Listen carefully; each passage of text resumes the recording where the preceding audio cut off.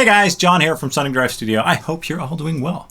I recently got my hands on a license for a neural DSP plugin, the SLO-100 Soldano plugin to be precise, and I'm very excited to try it out. And since I have a real Soldano, the SLO-30, in my studio, I might as well compare the two. So until today, I hadn't tried the SLO-100 plugin, and upon plugging it in, it felt great and it sounded great. Obviously, the user interface is great as well. And I got some really cool tones out of it. Let's take a quick listen. Check it out.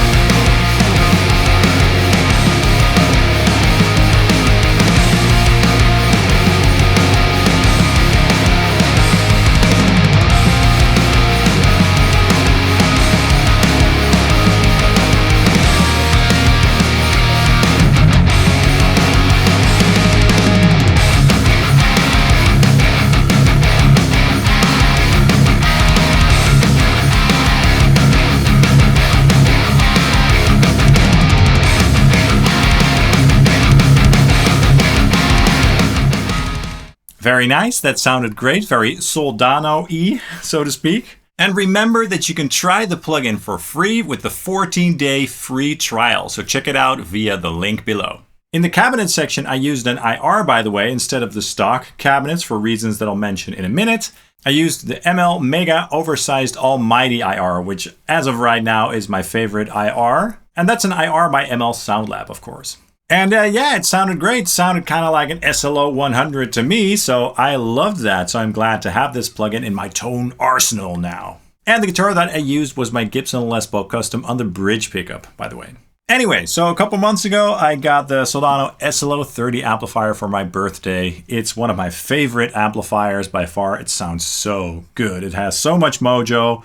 And yeah, it just does all the right things. Now, before we compare the real SLO to the plugin, let's take a listen to the same riffs but reamped through the amplifier. Take a listen.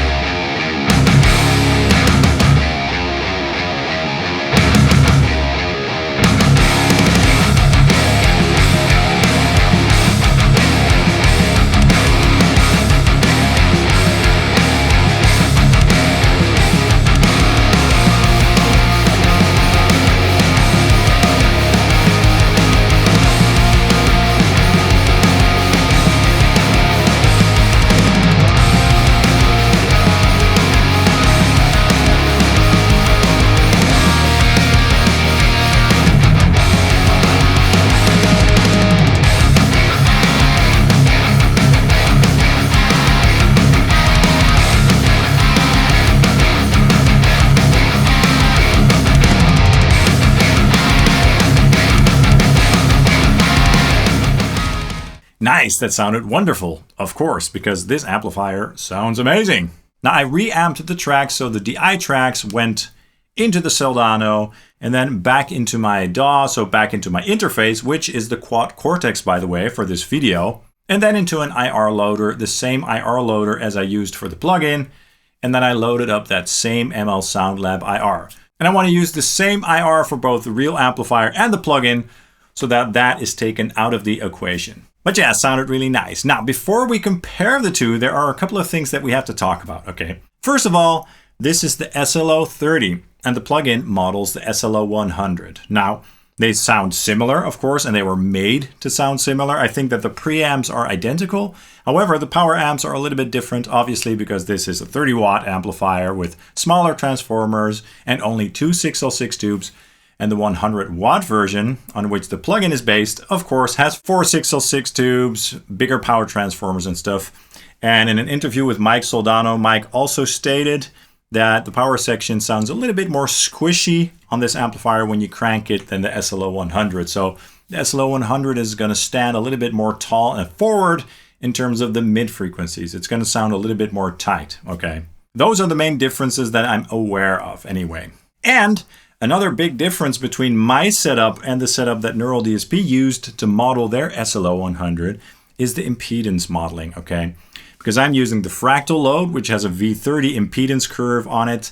It's a quite drastic curve with a lot of nice top end and some chunky lows, but I have no idea what the folks from Neural DSP used. So there are going to be some differences in the overall EQ curve just because of that fact alone. So we have to take that into consideration here. So let's just take a listen to the comparison. Check it out.